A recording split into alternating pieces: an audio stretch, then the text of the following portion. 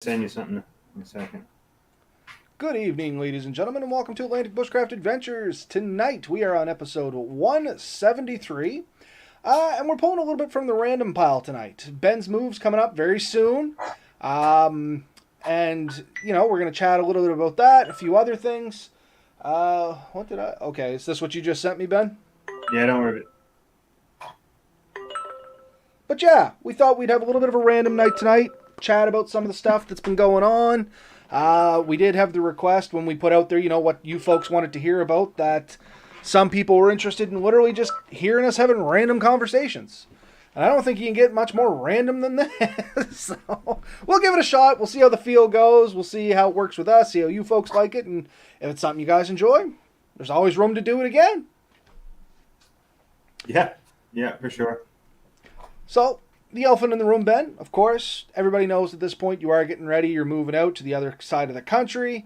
I'm sure that's, I don't want to say it's being stressful, but it's definitely taking up the majority of your time at the moment, I would assume.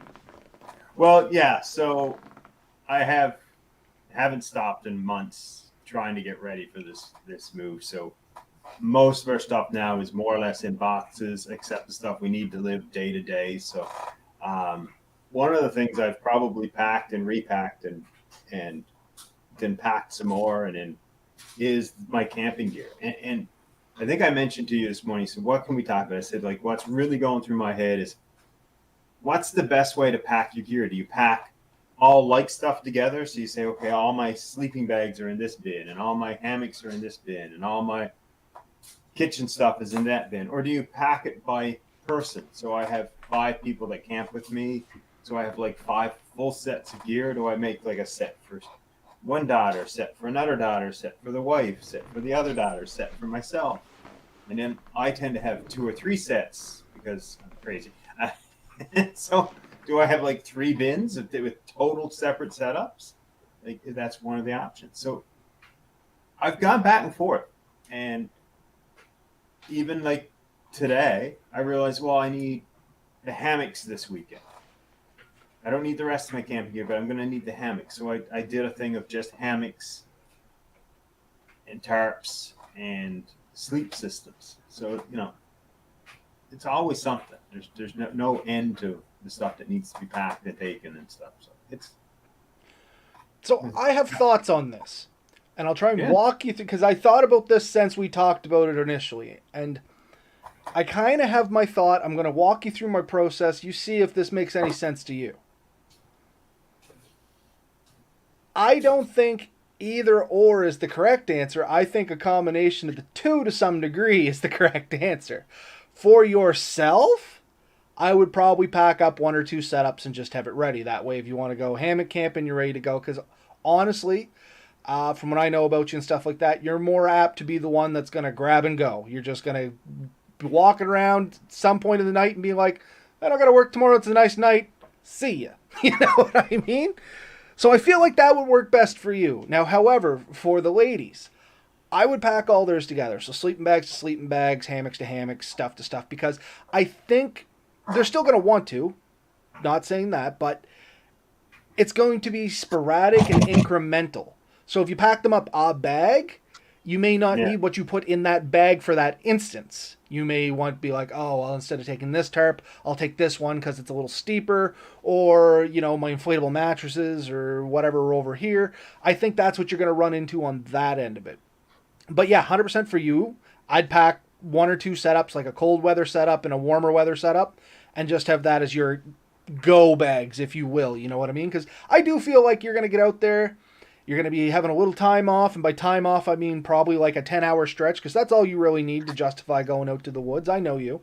And you're just going to be like, I'm going to go try this, and you'll be gone.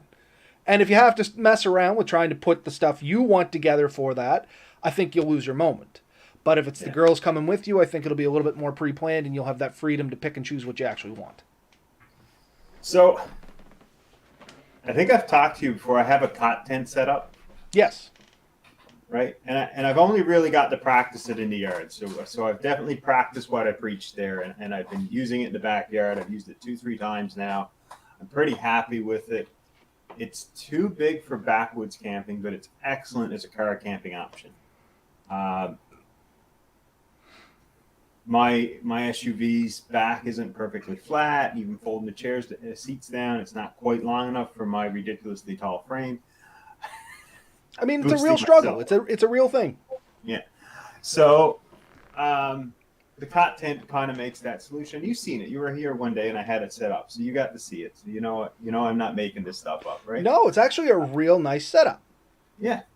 So I actually built my own bag for it. I think we've talked about it in the past. And the beauty is it's roomy enough that I can throw a sleeping bag, an air mattress, and a few other things in there. So it is kind of a good to go overnight thing. So it doesn't include cook systems and all that. But this is a car camping thing for me. So I mean, I have a lot more options with that, but it means I can go out and spend a night in the woods and not have to take a ton of more gear, right? Mm-hmm. I mean, generally I have a knife and lighter and stuff in my pocket anyways, which means I can probably have a fire. I have a place to sleep. Food is, a couple of bags of trail mix and I'm pretty good to go. Like I don't need a ton. So I have an option there, right? So that's packed and more or less ready to go. When I come back, that's definitely one of the things going into our shipping container to go out west. More or less the way it is, so that when I get out there, because I'm going to be in BC for potentially 2 weeks, without supervision of women, which is my normal situation in life, where there's all kinds of women watching and making sure that I'm doing what I'm supposed to be doing, because apparently that's important. I mean, functioning in society and family. Yeah, I can see the weight there a little bit. Yeah. So I do hope to have that. So that's one of the things that I have set up. Hammock system for sure. There's a set going for everyone in the family is going to have a hammock system packed and ready to go. So that's pretty good. We have gotten rid of a lot of stuff. I gotta say, like a lot of stuff just don't need anymore. I gave a bunch of it to you. Yep. May end up being given out to people or whatever. So that's what's going on there. By no means will I be shy of camping gear. Don't worry. Well, I was going to ask, are you able to take all your camping gear, or is some of it going to remain in storage? Is that the question? That's the golden goose right now? The wording has to be fixed here a bit. By storage, you mean storage in Nova Scotia or storage in BC? Either or. I mean, are you going to have access to your gear when you want it, I guess? Is it going to be a big deal to get something that you may not immediately have readily available to you? I think I'll have enough room for some of it. But some of it probably is going to have to go into storage. Some stuff will be left here. As you know, I still have property in Nova Scotia. I'm not abandoning the province completely. So I will have left supplies and stuff. Anyone who knows me well enough knows exactly what I'm talking about. So I will have gear and systems and stuff left here so that if I end up back in the province and want to go camping, we can grab that stuff and still go. Not limited to just, little things either. So there's stuff going to be left here and stuff there. And that's what I was kind of worried about. Well, worried, concerned, I don't know. One thing I was questioning was, if you take all your stuff out there and you come back here, you going to have anything here? Or are you going to end up leaving some of it here and not have enough out there? I mean, these are kind of real issues too for anybody that's moved, especially in your situation, Ben, where you are moving literally from one edge of the province, one edge of the country, clear across to the other side of the country. Like, it's not even I can be back to my gear in 5, 6, 7 hour drive, which is a long drive. You are like marathoning it if you got to get back or you're flying. Yeah. So I think when I looked it up, it's something like 56 hours of straight driving. Yeah, so, it's not a short drive. If you calculate it 10 hours of driving a day, you're still looking at 5 to 6 days of driving solid. Like, it's not an easy run, really. No, Uh, that's quite the run if you forget, say, something simple like a sleeping bag. yeah, Definitely easier to buy a new one. yeah, yeah. And reality is, we've talked this before, like budget camping and stuff. There are budget options out there. So if I had to go somewhere and I didn't want to bring all my gear, a quick trip to Walmart, Canadian Tire, I can probably outfit myself good enough for a 2 to 3 day trip and be comfortable without breaking the bank. You know what I mean? Like, you can pick up a $20, $30 sleeping bag. It's not going to be as light and as compact as maybe some more expensive ones, but you can pick it up. You can make do with, right? I've had good look at thrift stores and picking stuff up too, right? So if you're willing to shop around and stuff, but a short trip, you don't necessarily have time to shop around. And the other good thing you have, if you do come back this way and you need something, you definitely have a network of folks here that would be more than happy to lend you anything you ever needed. Gary's in the comments here with you. He's saying he's going to miss you. I mean, you and I got lots of stuff that you ever need. There's still Chris and a few other individuals. Jeremy, I'm sure, would throw in. I mean, I can guarantee you if you came back and wanted to go camping, you would probably have more stuff than you would ever need. Yeah, yeah. I will be fine. And that's great. It's great that we've built this network of friends and associates and stuff that will get together and would be excited to do that and help me out. So, that's awesome that it exists. Um,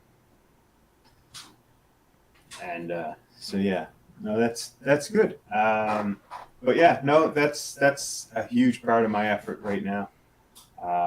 Just getting all that stuff packed up in the way and on the way out. And it's everything too, like from tiny little things to like vehicles. How do you get vehicles across? So I'm learning a lot about getting vehicles. And apparently vehicles don't travel across country quickly. No. They crawl. Yeah, you're probably going to have to car hauler those, are you? Yeah, yeah. And so I was talking to him, to get the car haul one across the country is going to take me about 30 days. Yeah. Well, there you go, right? Because there's probably multiple stops in between where they're picking up multiple vehicles.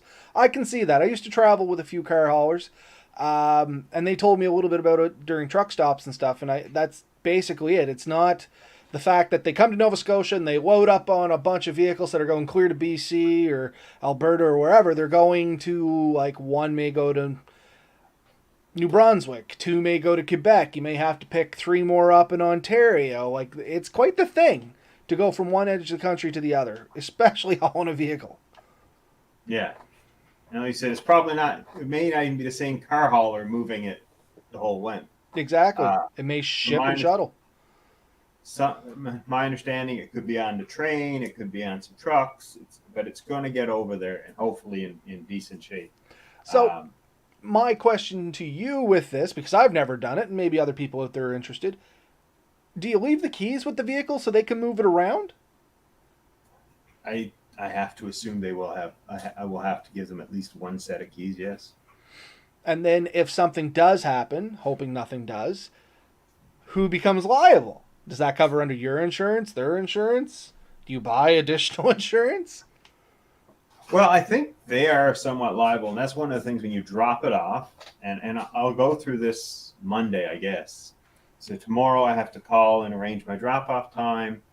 I'm giving it to them on Monday, and then I'm hoping in August when I get there. So that I'm dropping off the beginning of July. When I get there in the end of July, first couple of days of August, I'm hoping it'll be there. And I go around, I do an inspection. So they want it clean, and they want no garbage and stuff left in it. You can't block any of the windows.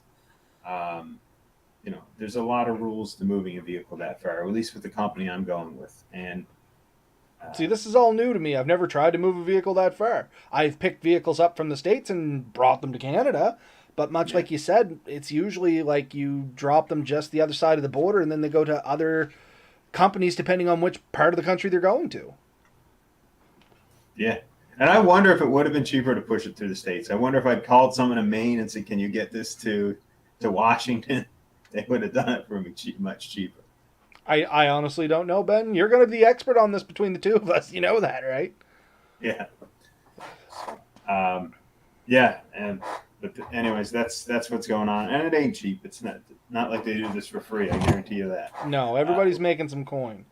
Yeah, Um, there's so during your gathering and packing of gear, have you found anything that you forgot you owned, or something that surprised you, or something that brought back nostalgia, or what stories do you have from the great packing? Because I know myself, if I actually take the time to dig out all my gear and just start going through it, I'll start grabbing stuff. Be like, holy crap! I didn't even remember owning this. Or, oh yeah, I remember where I got that. That was a good time. It becomes a story or whatever. You must have a couple pieces like that. I guess. I mean, there's knives and that I've had for years and stuff, and a lot of stuff I looked at. It's like, am I ever going to use this?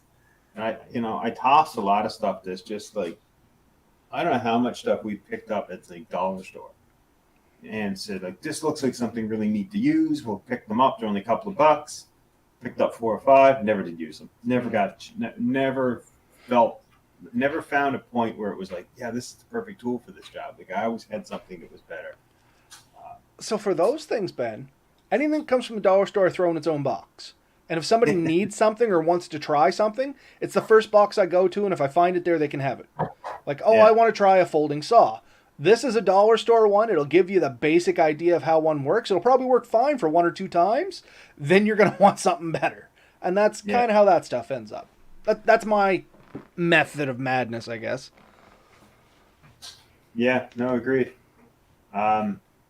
Here's the other thing is I packed a lot of stuff and I'm missing stuff now. Like, and I'm sure it's there. Like, I'm sure it's in a box. And it's just when I was looking for other things, I didn't find that box. So... And then it becomes oh, where is that box then? Yeah. But I mean, I don't know where a couple of pieces of gear that I really like are, so I may have to pull some things apart just to see, what happened to it.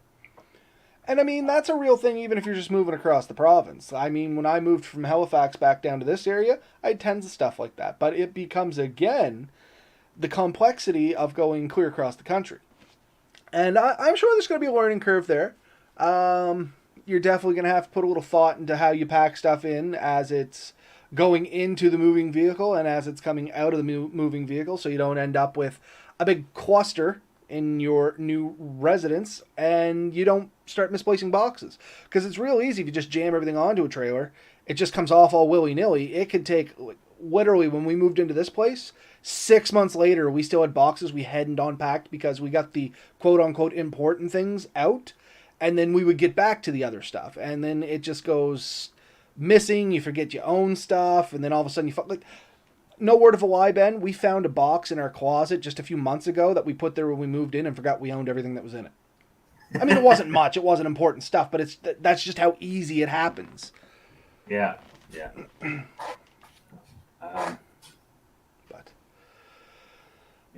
But yeah, so aside from the busyness of getting ready to go, there's still some excitement in going there too. We were just looking at the location there. There's a lot of great little day parks that you're going to be able to check out and look at the local fauna and flora. I really quickly looked in the outside because we were running late, and I ran us a little late into starting here because of that. But there is some woodsy areas not too far off where you're going to get some opportunity to explore the areas out there and see the diversity from here to there. Because I imagine it's going to be quite different. Oh yeah, for sure. And what I've already seen is there are spots that are within, say, city limits that I could probably, if nothing else, stealth camp. I probably should not be announcing that. Just don't announce where and when. It's not illegal to say it. It's illegal to do it and get caught. Yeah. And even then, it's not necessarily illegal. It's potentially frowned upon. Depends. We both know if I decide to stealth camp, they're not finding. It's not going to be like me and just sleep in the Walmart parking lot. Shh. Hammock between 2 cars. I kid you not, Ben. Very short story. When Melissa and I were dating, she still lived down here around this area, Pictou County. I was staying in Halifax going full-time to college, as well as working basically a full-time job. So a lot of times I would end my shift at the Steak and Stein, close up, get out of there like 10:30, 11 o'clock, hop in the car, and start booting her straight back to Pictou County. I can't remember how many times I've actually stopped and like the New Glasgow Walmart parking lot and just be like, I can't drive no more. I'm going to sleep for a couple hours. And I've put an air mattress in the back of the trucks ahead of the time, the back of the cars. I literally have like strung a tarp just from the corner of the car and laid down on the parking lot just to stretch out and try and get a little bit of sleep. So, yeah, not so good with stealth camping in that fact, because at that point, I don't think I'd even heard of the term stealth camping, and honestly, I would be way too tired to even give it a try. My, well, years ago, like when I moved to Nova Scotia, I think I ended up on a day crossing. So I ended up getting to Nova Scotia like 6, 7 o'clock in the evening. It was, I'm trying to remember exactly. I think it was summertime. So anyways, never been to Nova Scotia before. I knew nothing about it type deal. This was the furthest I've been away from home by myself ever. So I'm in this tiny little car, and I get to the roundabout there, across from Ald's Cove, so on the other side of the Cancel Causeway. Yep. And I'm in that roundabout, and I don't even know if it was a roundabout at that time, but I missed the Cancel Causeway exit and went up north. So I followed the coast up towards the Highlands. You know what I mean? I missed. I know exactly what you mean. I might have told you this one too. Much like your own story, I grew up in the country, and we've talked about this, and maybe not deep country like, banjos and guitars going off, but far enough out in the country. I hadn't seen town a whole lot as a younger person, like to the ages of 16, 19. I'd been to the city a couple times, but somebody had always driven. The first time I was going to the city, me driving, was when I was moving to the city. So the directions I got were, oh yeah, you just go down the highway. Once you hit the tolls, you're almost there. Guess where Robert ended up? Cape Breton. No, wrong tolls.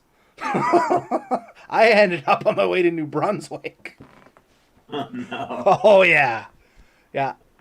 But anyway, I understand what you mean. It's easy to sometimes get goobered up. I just had a warning come up that said, your audio setup, it could be creating echoes. Are you hearing any echoes, Ben, and anybody that's out there listening in the comments? Are you folks hearing echoes? Because I don't hear any feedback.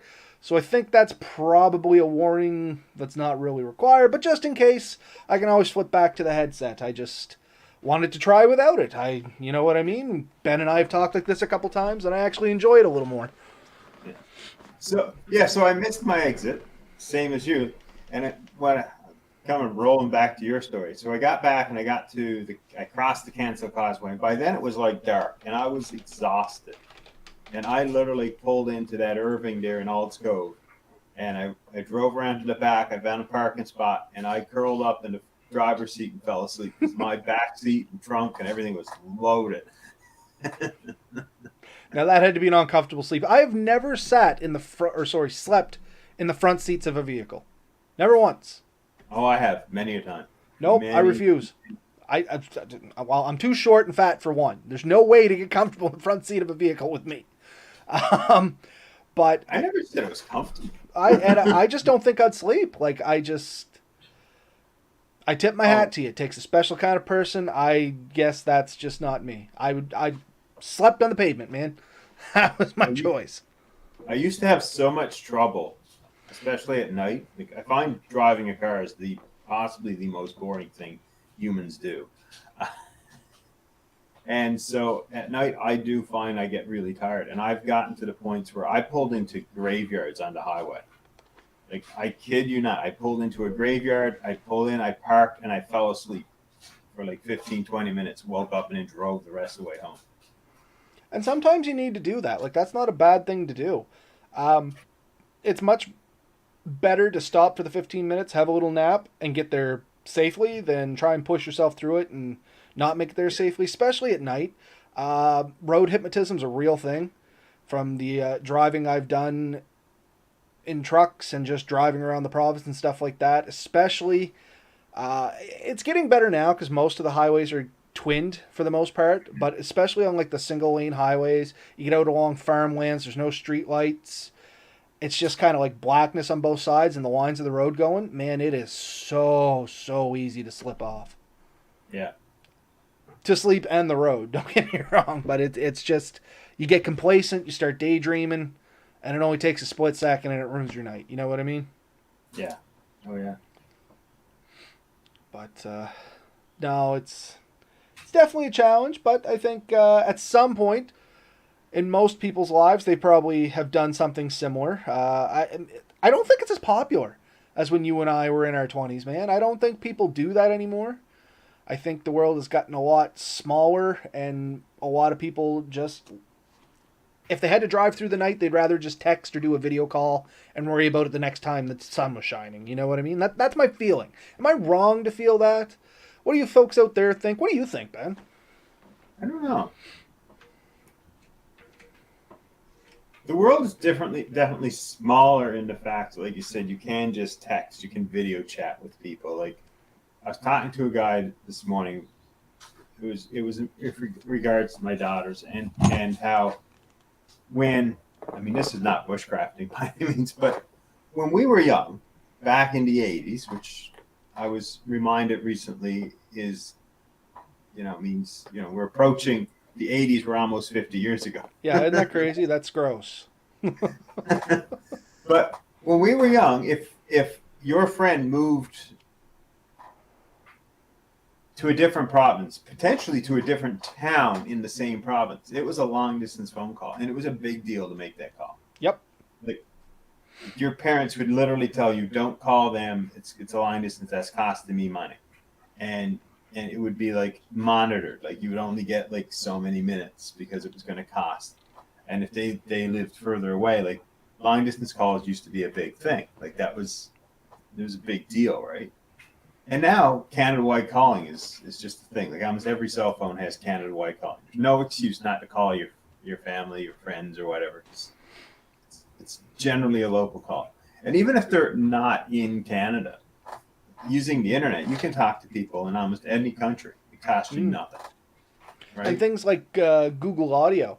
You can get a Google Home, and as long as you don't mind not having a proper phone number, or you can pay for one, you can literally tell it to call anywhere. I just found that out tonight. My daughter decided to start calling companies. Didn't even know it could do that. So Fish85, how far apart will you two be after the move? 5,673 kilometers. There you go. I was about to say, Ben said earlier 56 hours, so I'm going to guess around 5,600 kilometers, but there's the exact amount. That is me being smart ass, actually, but it's not far off from it. Yeah, it's 56 to, let's say 56 to 60 hours apart. Literally one side of the country to the other. So the Atlantic Bushcraft is going on tour, but Ben was born and raised here in Atlantic, Canada, so his heart's still Atlantic, and I think it still qualifies. We've talked about this. We've been asked about this. So for anyone being interested, no plan to change the title of the podcast at the moment. Atlantic Bushcraft Adventures is still there because we're both Atlanticans, I think is the right term for that, Ben. I don't know. Anyway, we're both from the Atlantic, and all that might change currently is the time we do the broadcast. We're going to find out what works better for us, if we're going to do it a little later, a little earlier, whatever. We're going to work that kink out as it comes.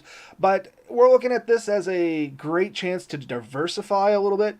So now you'll get all the content from over here in Eastern Canada that you know and love, where it's usually humid and wet and windy and all that good stuff. And you'll get the great content from the west coast of Canada, where it's generally humid and windy and, So very similar that way, and very similar latitudes on the map, so it's really not that big a difference, but Ben is going to have a little access to some more wildlife that we don't have in Eastern Canada.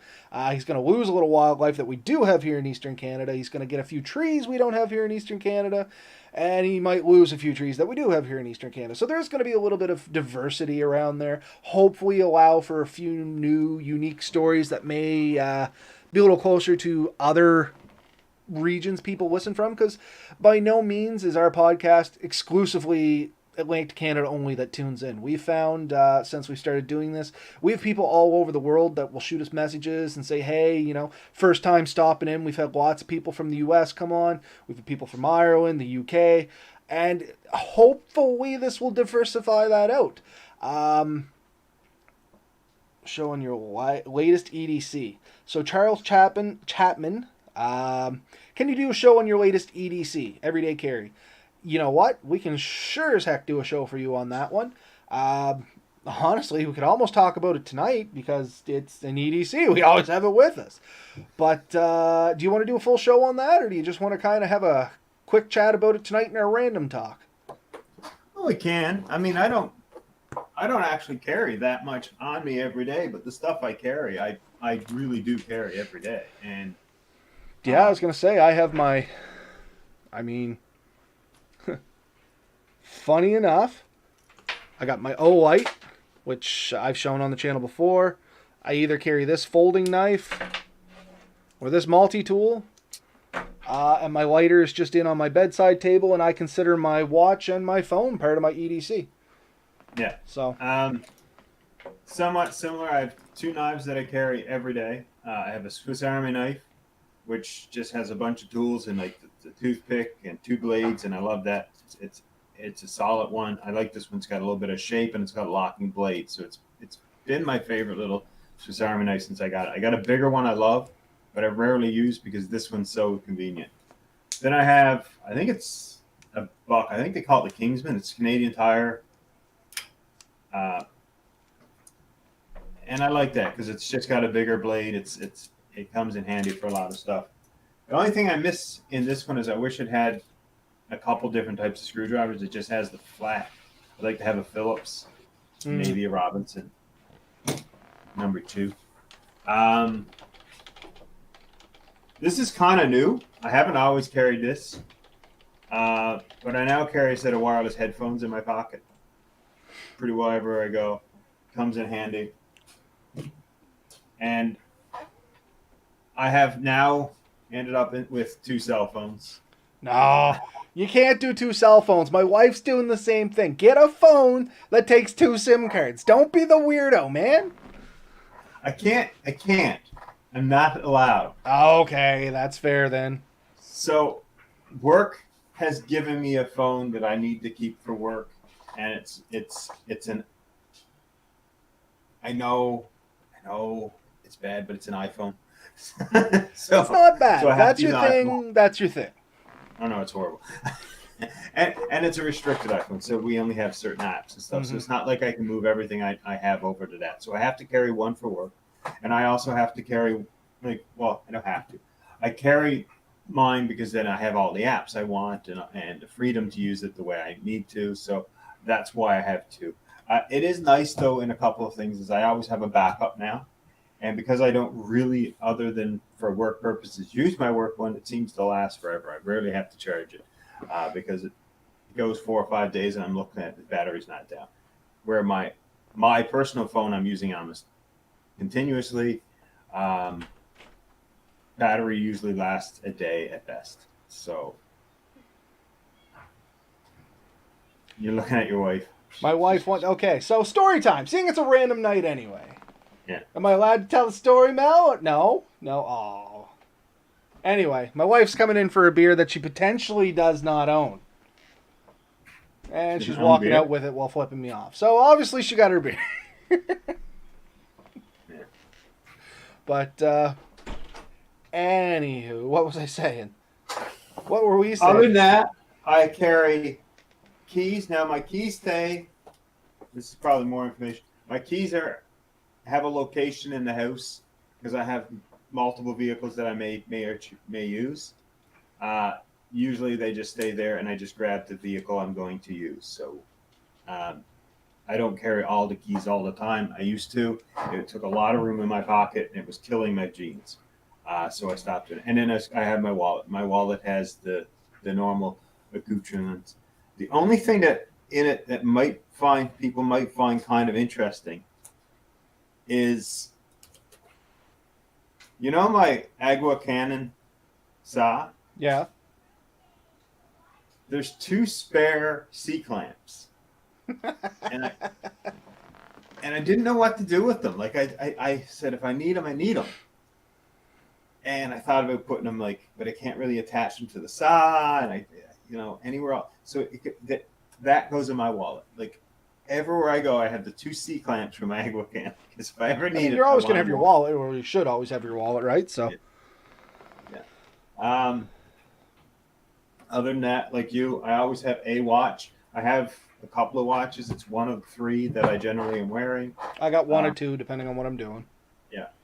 And that's the big things. Not a ton more. Always a pen of some type, and most often a Bic lighter, honestly. Um, or as I do own Zippos, but they tend to I find it they affect my skin. But I do really like my Zippos. I have about 8 that I can choose from. I think. I had one once.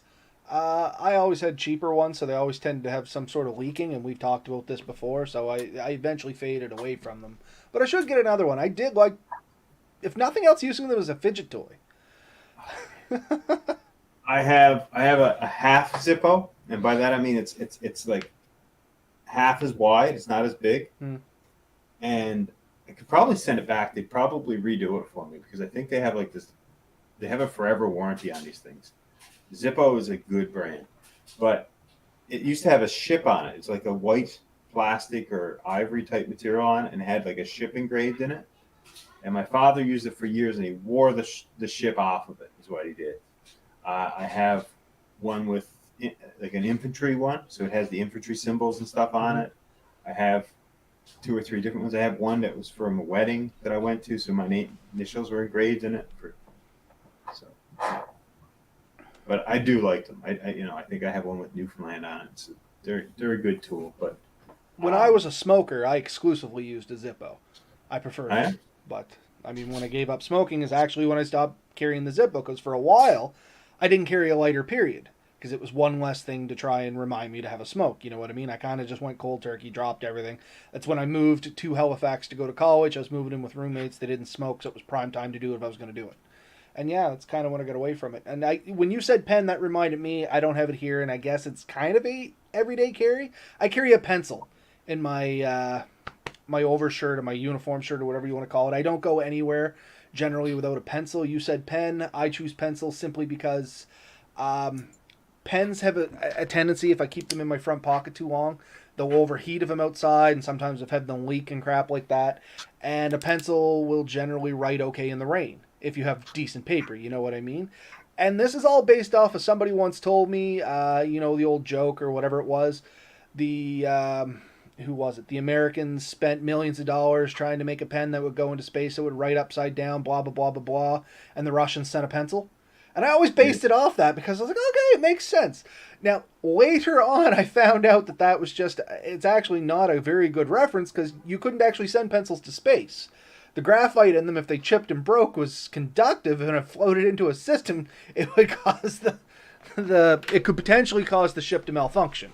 So that's why Yeah. that's why there's space pens. Because I often wonder, like, if a pencil works, why would anyone go through all the effort of making this pen?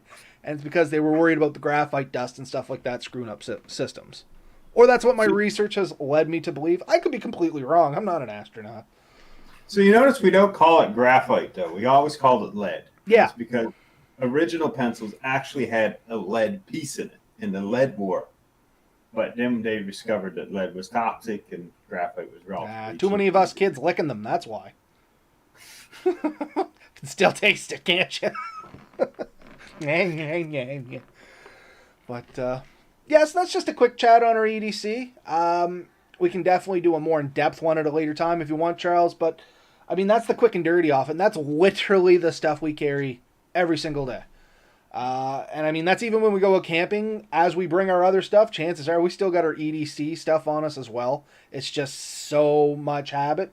Literally, I just took these out to sit down to do the podcast. My lighter came out when I changed from my dress pants to my at-home pants, like my jogging pants, night pants, whatever the hell you want to call them, right?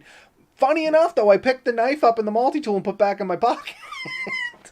Man, I'll tell you, if I go without say my what I showed basically is my EDC. I can't barely leave one room and go to the next without it. Like I start to panic. I know panic's not the word. 'Cause I don't Get truly the panic. stress sweats. No, but I'll come back and I'll start looking for it. And if I can't find it, then I get aggravated. I get like mildly angry until I find it. And then it's like, oh, good, I got it. Uh, but like, I won't go a day without my knives. I won't. And it's one of those things like when I have to fly, that's so frustrating for me. It's like, what do you mean I can't take my pocket knife on a plane? Like, So how it's do you get crazy. that? Do you gotta mail it to yourself, or it just can't be on carry-on luggage? How does that work? I've never flown commercially. I don't know if everybody out there knows that or not. I've never set foot on a commercial plane.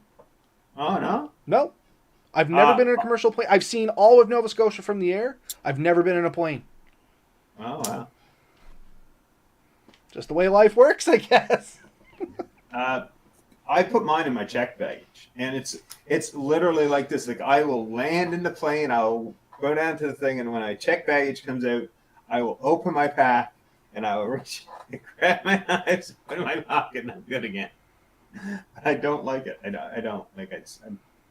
It needs to get me my knife back. And I know that feeling, honestly. It's if I had to pick one thing out of everything that I carry every day, my pocket knife would be it. If I could only take one thing, it would be the pocket knife, hands down.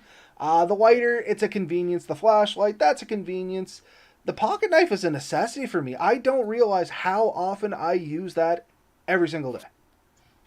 Oh man, it's just like instinctive now. I'll go to it like something's loose, so I'll just tighten it with the screwdriver, or something's like got a rough edge. I'll just trim it down, or my fingernails look dirty. I'll clean them. Like it's like it's got a beautiful can opener on it. It's got like I mean this is a basic one like too. Like I used to have the ones with the scissors. I used the scissors all the time. I loved it with scissors.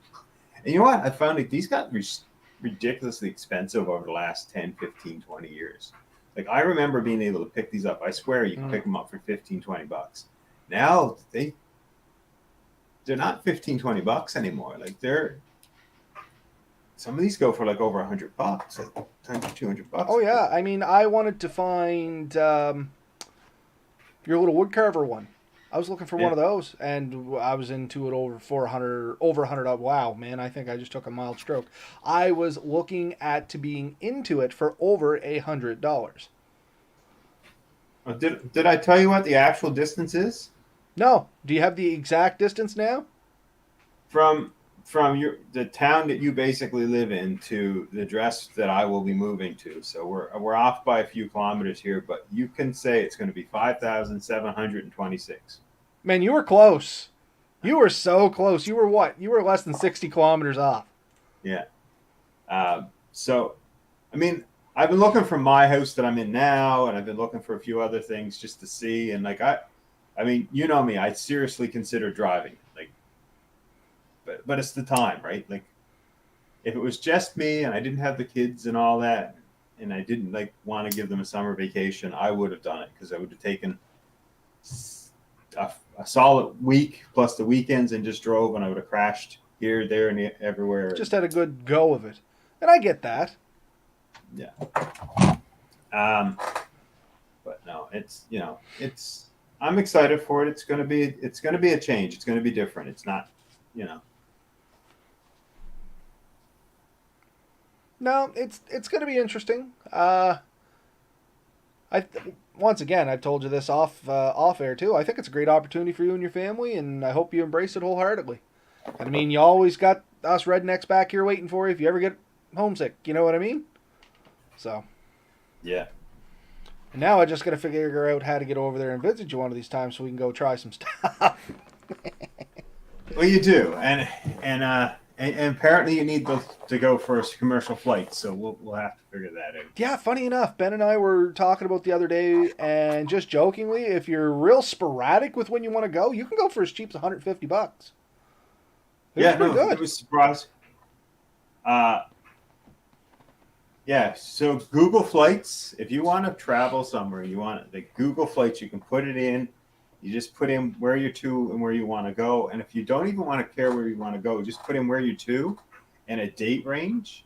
And it'll actually tell you how cheap you can fly to like random spots. Definitely going to have to check that out. Once again, I know nothing about commercial flights. I have never been in an airport. I've dropped people off at the front of ours, never set foot inside it. I've never been in a commercial plane. I've been in one small fixed-wing aircraft that would hold 2 people. Other than that, helicopter only. Never been in the air in anything else. Wow. So Mel wants to go to Mexico this spring, and I don't know the first thing about it. It's funny.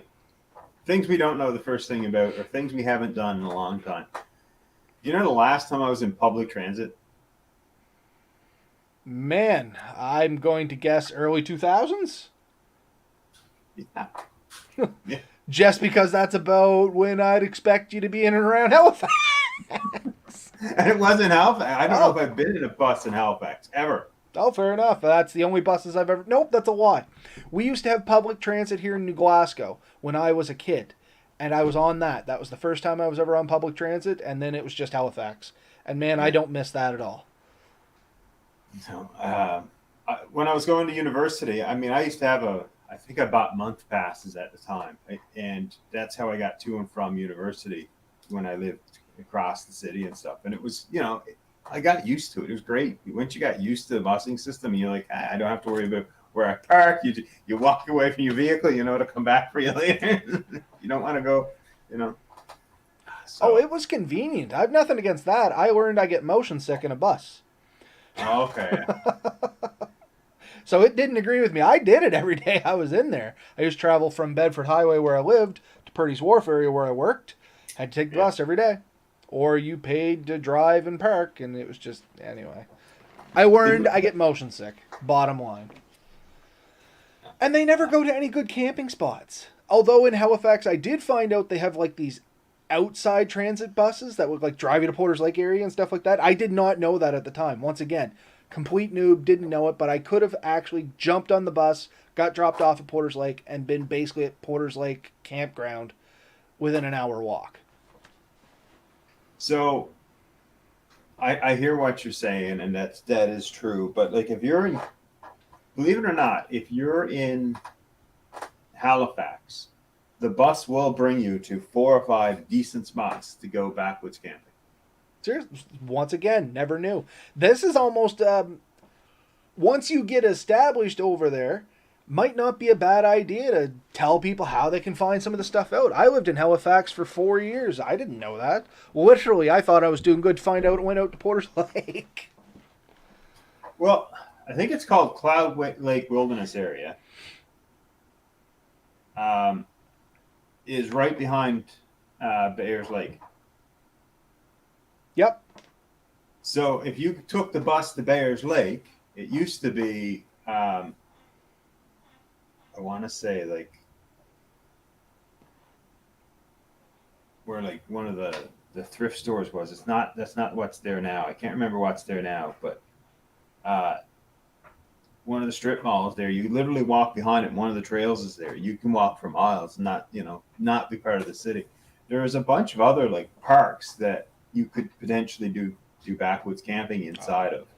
Gary just corrected us. Cloud Lake Wilderness Area is in the valley. Shame on you, Ben. Yeah, no.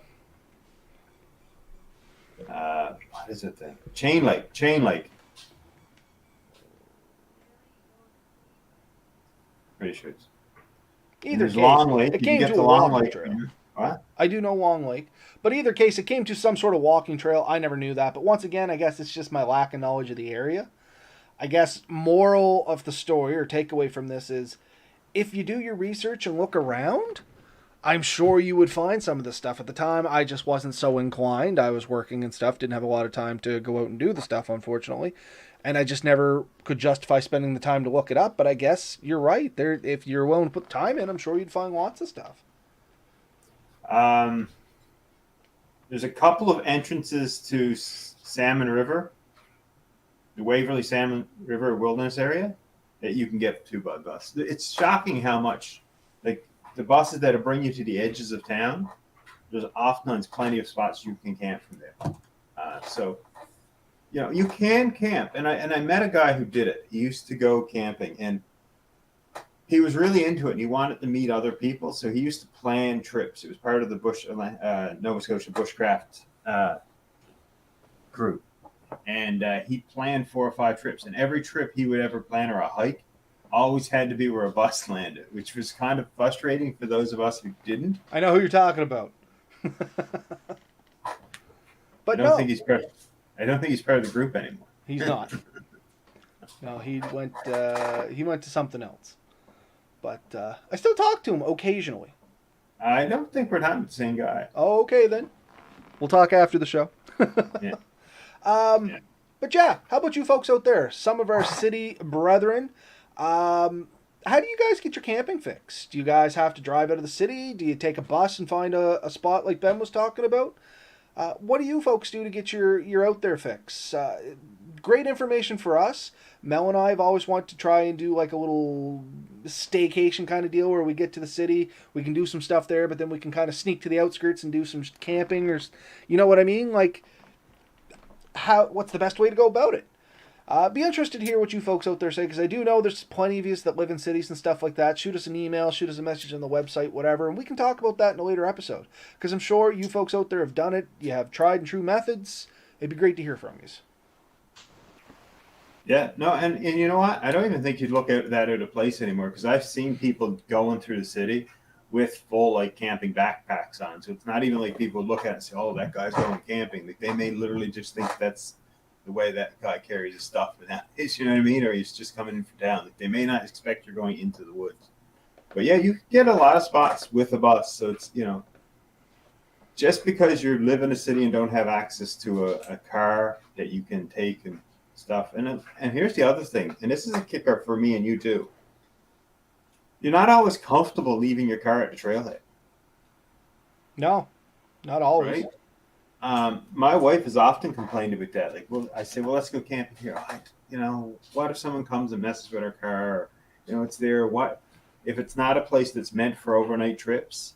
Leaving your car there is kind of advertising you're back there, and that kind of makes some people nervous. So the beauty with like being able to be dropped off has a beauty. But if you don't have someone who's willing to drive you there and then come back and pick you up, but if it's on a bus route or within walking distance of a bus route, you're set, right? Couldn't agree Ways more. to disappear. That's the whole idea. True stealth camping, there's no vehicle to tie you there either. You know what I mean? So it makes perfect sense. Oh, yeah. The other trick for stealth camping is making sure that your gear doesn't make it stand out that you are potentially camping. Oh, what? I shouldn't take my bright orange sleeping bag? Well, try not to have it on the outside of the pack. You know what I mean? But a lot of people that do that type of camping, although they take a sleeping bag, they have like what looks much more like a book bag than a hiking backpack, and so they're camping really lightweight. It makes sense. I would assume. Well, somehow we've managed to. Yeah, I was about to say, somehow we almost managed to sneak up on our hour.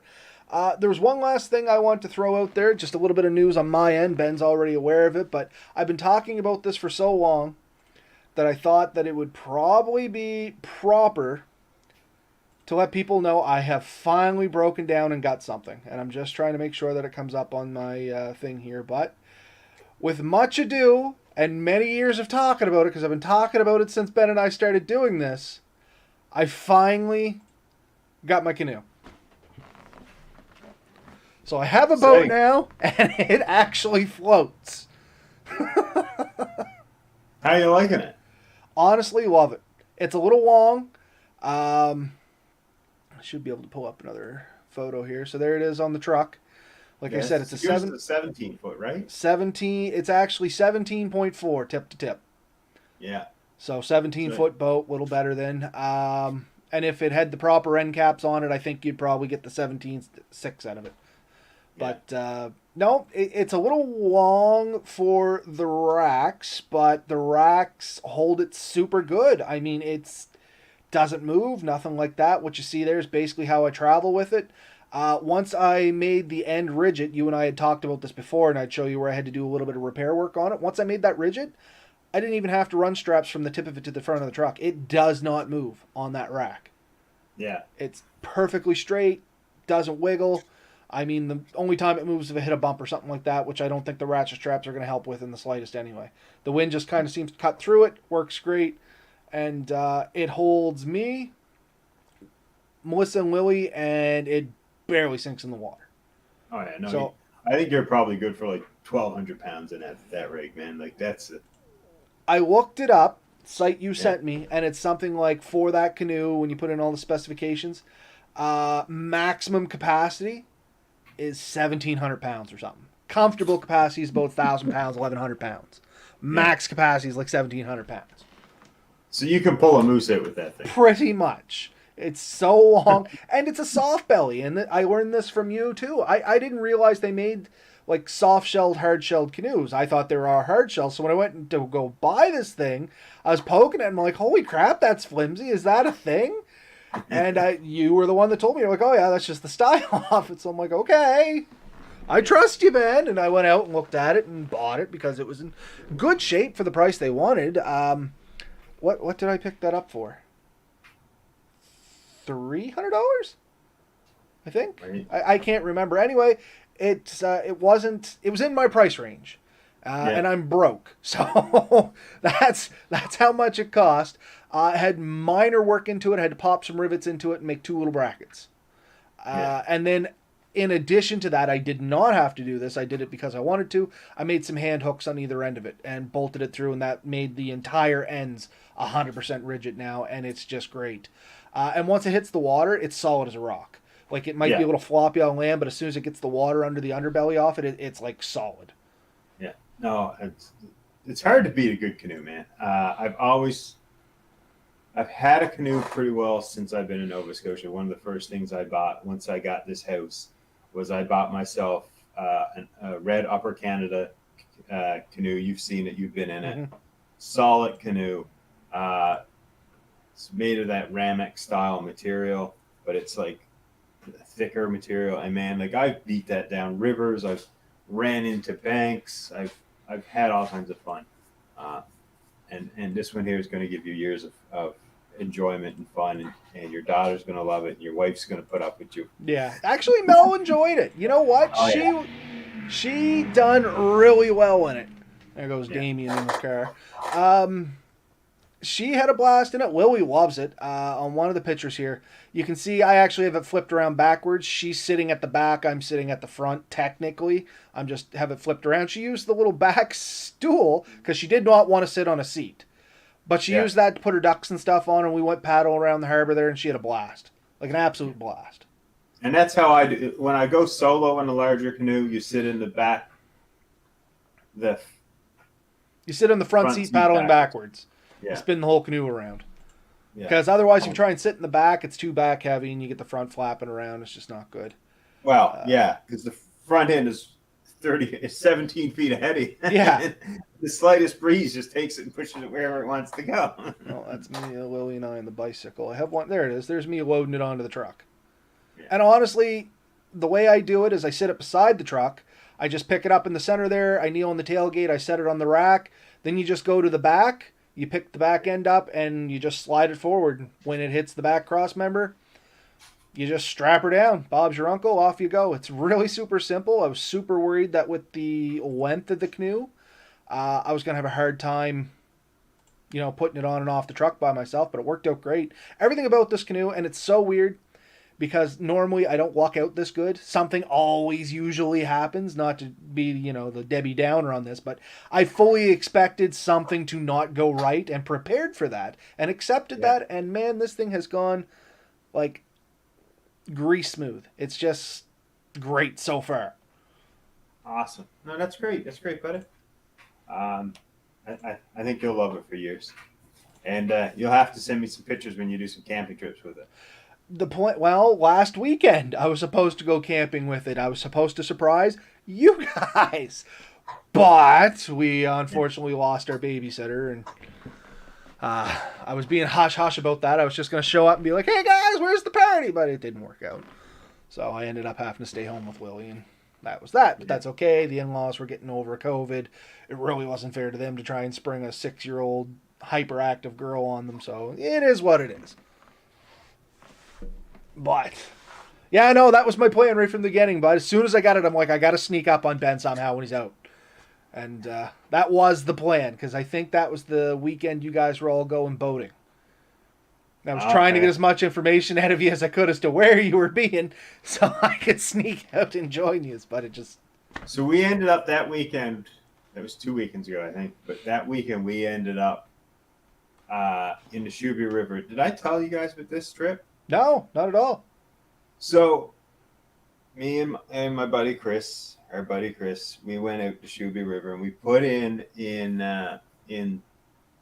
Lance and came up towards Milford, and then we said, well, let's go all the way to Shuby, and we'll get out in Shuby. And we got in a little late. It was a little bit longer of a trip than we'd originally thought it might take, but it's hard to tell with those rivers, right? Yeah. And there was a ton of like eagles and stuff we got to see, and we pulled up on one farm, and like the fences go down pretty well to the water, and the cows were all like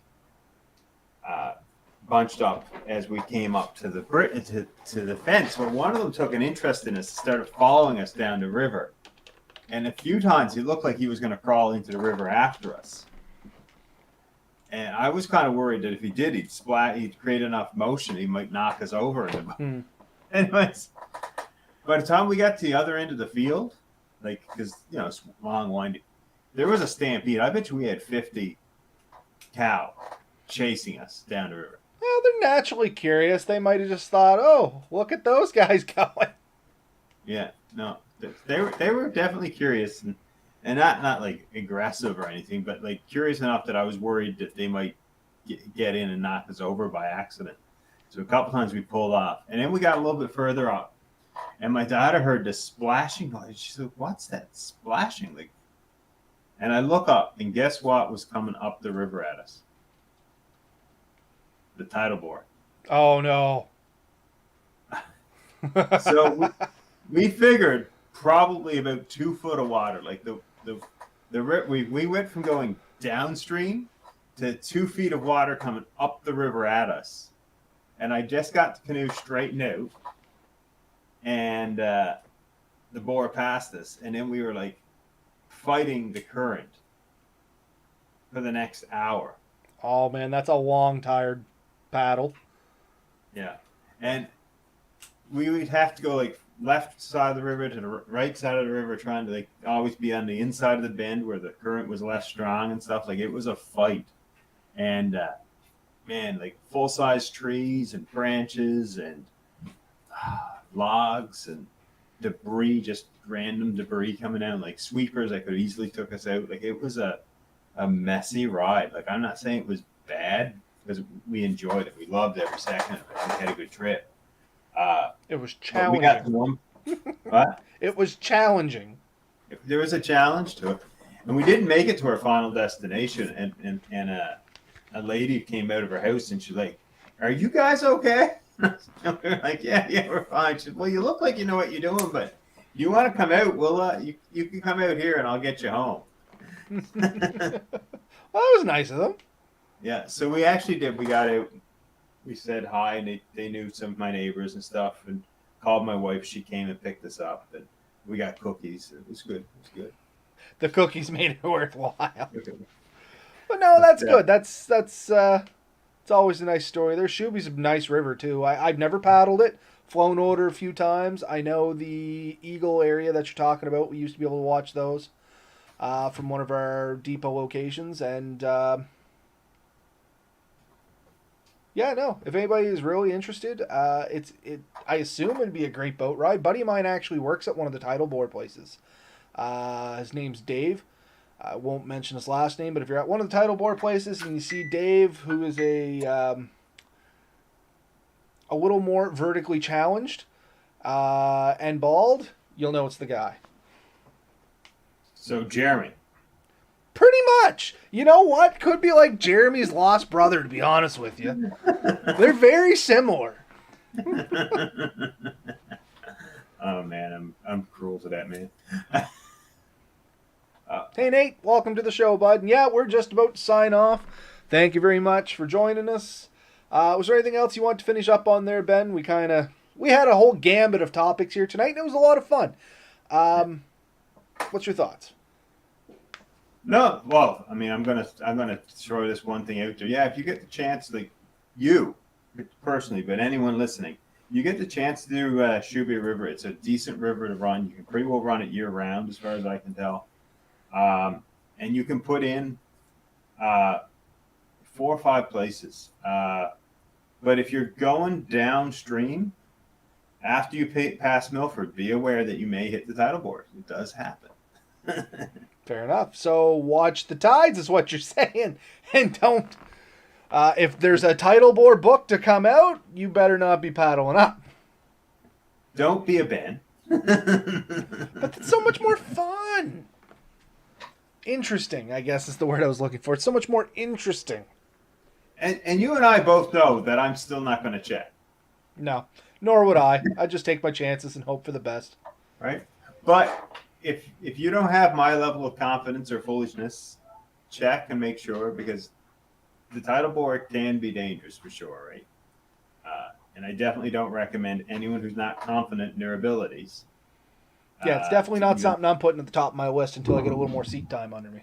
No, but yeah, no. The rest of the river is real fun and easy to do, more or less. Good times. And here in Milford, they got an awesome little thing. It's like for even if you were like in a wheelchair, there's a setup that you can put your kayak on it, and there's a bar that comes across to help you put yourself in, and you just roll right off. Cool. I've checked that out. Like I said, Mel's really on board with me, which is awesome. We're going to try and do a little boating this year and get out a little bit. We're planning to hopefully do a little during our vacation. The grandparents are going to take Lily for a few nights, and we may squeak out for a night somewhere. So there's talks of that. Hopefully it all works out. Very good. But well, same thing we say every time. Get out there, have fun. Let us know how it goes. Test your gear and be safe. Night, everybody. We'll see you next time.